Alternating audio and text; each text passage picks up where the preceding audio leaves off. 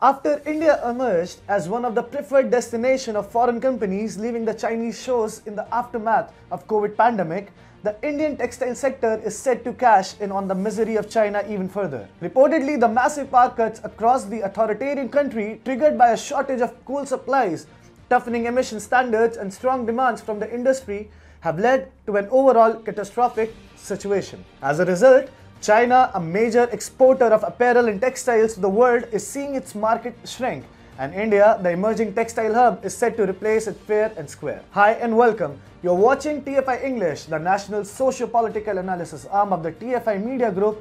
I'm your host Tribhuvan, and in this video, I will tell you how Piyush Goyal is all set to turn India into a textile giant as China reels under massive power cuts.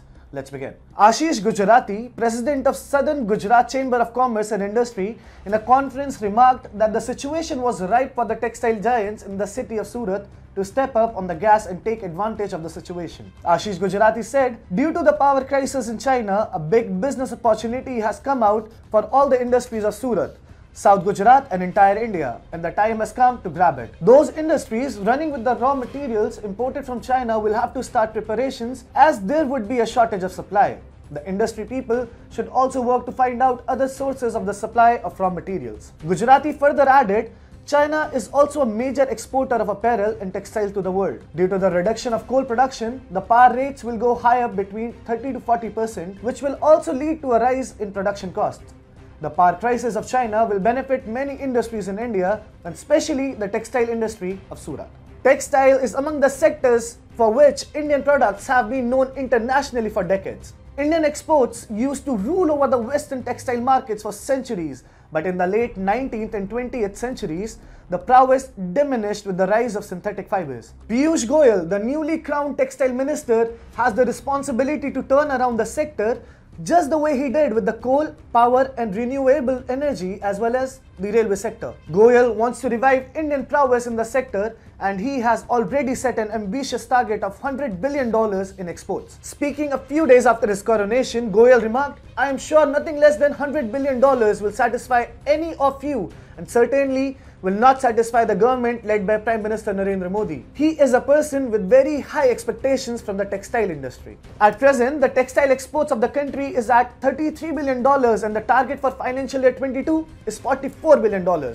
In the Union Budget 2021 to 22, Finance Minister Sitharaman granted Rs 3,614.64 crores, about 10% higher than the revised budget amount of Rs 3,300 crores in 2020 to 21 to the sector. The budget also emphasized infrastructure development and research and capacity building in the sector, as the grant for these segments had been increased by about 43.7% and 77.5% respectively compared to last year. The opportunity to pin down the Chinese textile industry could not have come down at more opportune time. The Narendra Modi government last month, that is on September 8th, extended the ambit of the Revolutionary Production Linked Incentives, also known as PLI scheme, and included the textile sectors in it. With a budgetary outlay of Rs 10,683 crores that will be provided over 5 years, the scheme is expected to give a major fillip to the sector. The extension of the scheme comes at a time when India's merchandise export in August touched $33.14 billion, 45.17% higher than a year ago and 27.5% over the pre-pandemic level of August 2019. The government's Make in India and as a corollary, Atmanirbhar Bharat push to become the factor of the world is gradually taking shape. India's success comes in the backdrop of the global pandemic which had disrupted the supply chain market. China, the world's factory, dropped the towel, and the countries across the globe were left scurrying around looking for alternatives. Sensing a window of opportunity, the Modi government swooped in and in March last year launched the PIL scheme, and fast forward today, it has been extended to nearly 10 vital sectors of the economy. China is the biggest coal consumer in the world. The communist nation still consumes over 56% of the coal as a part of its total energy consumption. The fossil fuel is the most vital part of China's energy security. Such a high concentration of thermal power in China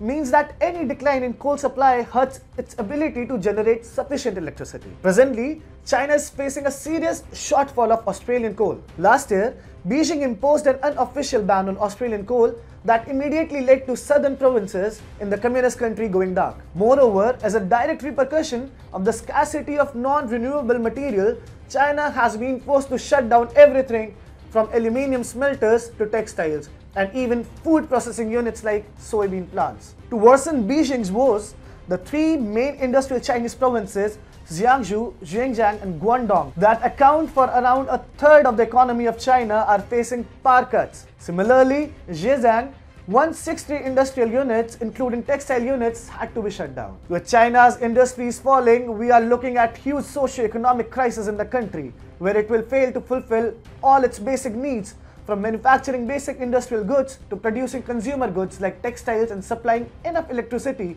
to power and illuminate its households. India has been served a golden opportunity on a silver platter, and if the previous 7 years of Modi government are any indication, it appears certain that Mr. Modi will not let go of the opportunity.